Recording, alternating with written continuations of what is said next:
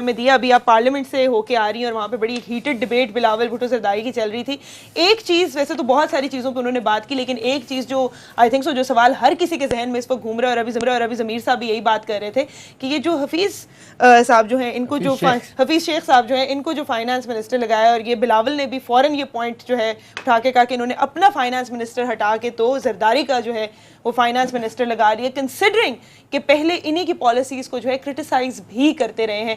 تو اس کی وجہ کیا اپنی پارٹی میں سے کوئی بھی ایسا قابل شخص نہیں ملا, یا پھر یہ کرٹیسزم تو پھر ایکسپیکٹڈ تھا کہ ہوگا؟ دیکھیں, پہلی بات تو یہ ہے کہ بلاول کا تو کام ہی یہی ہے کہ ڈائیگریس کرنا. دوسری بات یہ ہے کہ اگر بلاول اس ٹائم پہ تھوڑے سے شاید میچور ہوتے, جس وقت ان کے والد صاحب جو ہیں وہ اس ملک کی حکومت سنبھال کے بیٹھے ہوئے تھے, تو شاید وہ ان کو سمجھا دیتے کہ ان کے ساتھ جو نوید قمر صاحب بیٹھے تھے وہ بھی فائنانس منسٹر ہیں اس ٹینیور میں. اس کے علاوہ حفیظ شیخ صاحب تھے, اس کے علاوہ شوکت ترین صاحب تھے, اس کے علاوہ ایک اور نام ہے وہ میں آپ کو دیکھ کے بتا دوں. جی ہاں, اور مانوی والا صاحب جو ہیں جن کو ابھی انہوں نے ہٹایا ہے وہ بھی چینج کیے ہیں. تو یہ مطلب اس وقت پھر اچھا آپ ان کے انفارمیشن کی طرف آ جائیں. پہلے کون تھے؟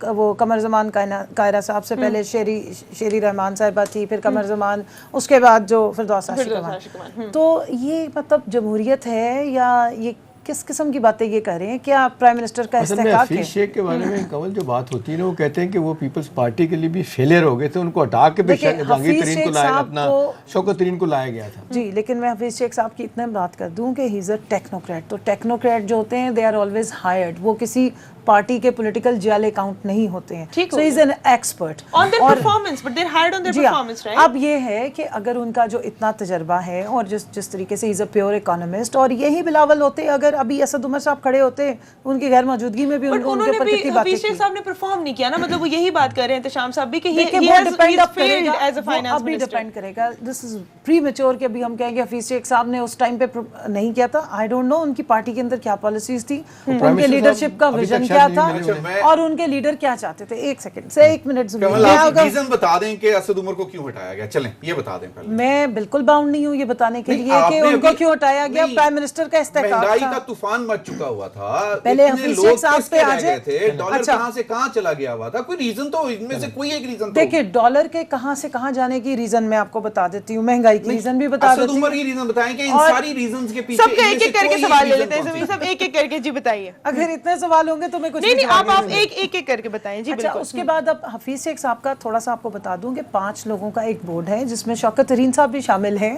جو ان کے ساتھ کام کرے گا, اور پھر وہ ڈائریکٹ رپورٹ بھی کریں گے پرائم منسٹر کو.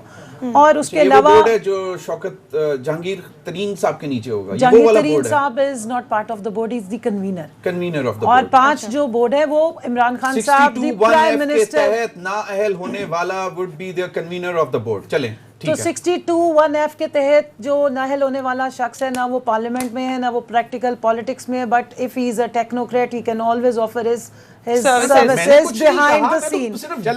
behind the scene جو آپ نے کہا ہے, میں نے اسی کو ہی آپ کو ریفریش کرا دیا ہے کہ he can always offer. اس کو کیا کہتے ہیں, عمر قید کی سزا نہیں ہوئی تھی, اس کو یہ نہیں کہا گیا تھا کہ انارکلی کی طرح اس کو دیوار میں چون دیں اور وہ کہیں نظر نہ آئے. ظاہری بات ہے, آپ لوگ بھی پالیٹکس کرنے آئے ہیں, چوئی سرور کی طرح آلو چھولے تو نہیں بیچنے آئے نا, انہوں نے بھی یہی بات کی نا. اچھا, ٹھیک ہے, موونگ آن ٹو جو سوال کیا زمین صاحب نے اسد عمر کی ڈالر کی پرائسز کا.